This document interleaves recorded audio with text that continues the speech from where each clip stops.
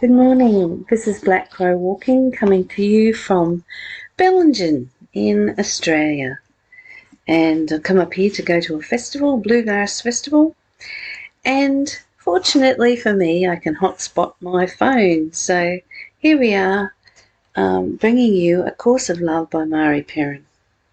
Well, here I am. And we're up to chapter 9, verse 27.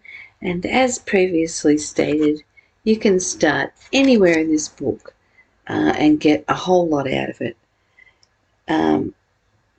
We're looking at the prodigal return at the moment, and I guess it's about returning to love inside us, returning to our true natural state. So verse 27 says, "Let us return to the example of feeding your sister's hunger and quenching your brother's thirst. This is not only a lesson in feeding and quenching spiritual hunger and thirst, but a lesson in relationship as well. It is the relationship inherent in meeting another's need that makes the meeting of the need a thing of lasting value. It is your willingness to say, 'Brother, you are not alone.' That is the benefit of such situations, not only to your brother, but also to you. It is in saying, 'Sister, you are not alone,' that spiritual hunger and thirst is met with the fullness of unity. It is in realizing that you are not alone that you realize your unity with me and begin to turn from fear toward love. You are not your own creator. This is your salvation. You did not create something from nothing. And what you started with is what God created and remains as love created it. You do not have to ask yourself to stretch your belief beyond these simple statements. Are they really so implausible as to be beyond your acceptance?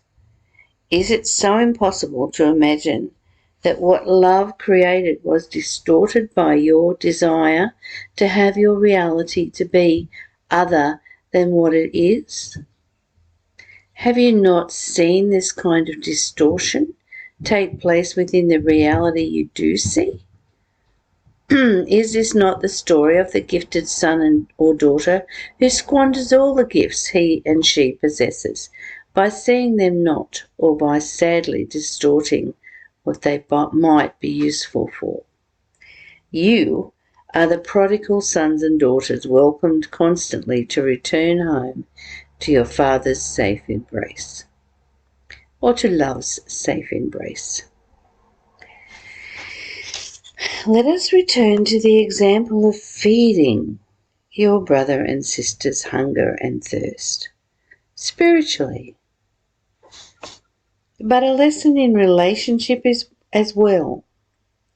And we've been discussing through this book about unity, and that we are all one energy, experiencing life in form, and that we did not create ourselves from nothing.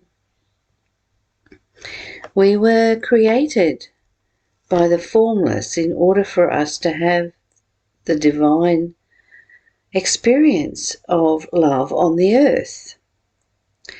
We are in unity with that. We are not alone.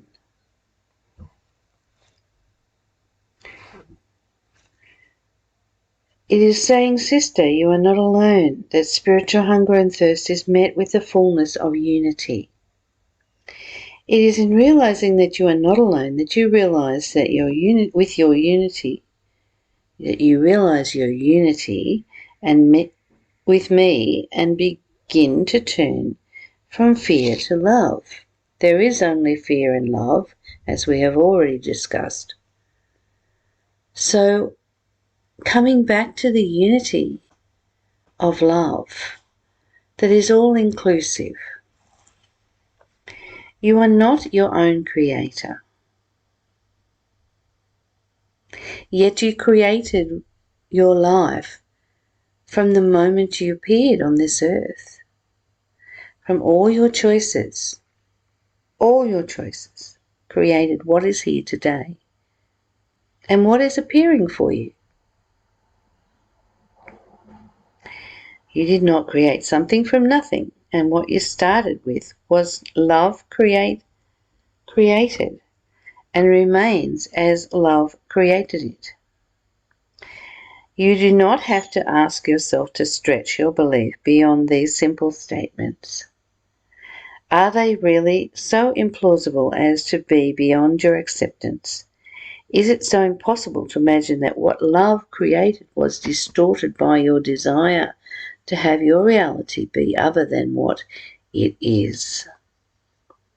And we seem to be always wanting that, don't we? It's always about getting more, having more, doing more. And it's not about unity. So come back to unity. Come back to the happiness, peace, and freedom that love offers you, that love designed and created you for. Have you not seen the kind of distortion that takes place within the reality? You do see. Is this not the story of the gifted son or daughter who squanders all the gifts he or she possesses by seeing them not, or by sadly distorting what they might be useful for? We're all gifted, beloved. Each one of us is gifted. And maybe it's time to see that gift in the form of unity together with love. And I use the word love here instead of God because I know some of you are reacting to the word God, and I know that I did for a long time. But love is what it is. Love. God is love. Love. And there's only fear or love. If your God is a God of fear, then you're listening to something that is destructive for you and is destroying your gifts. And how many people do we see who are so gifted and just throw it away? They just squander it away. They're just not in appreciation and gratitude for it at all. And it's that appreciation and gratitude that brings us to the fullness of the gifts that we have. It's in that appreciation and gratitude that we shift into the divine love that is inside us, and we share it with everybody that we meet, and we meet their needs for unity, and we have our own needs met for unity. Love is, beloved. Love is, and it's all that is. The rest of it, all that fear, is something that you created, that we created together as a nation, as a country, as a world. We created this fear, and there's no need for it. Illusion does not really need to be a part of your life or mine. So let's return to love, and today truly be in unity with everyone we meet from our perspective of the love and the gifts that we carry within us. I love you, beloved, and I'm off to a beautiful music festival. Have fun today, and wherever you are, share your love with others. Bye for now.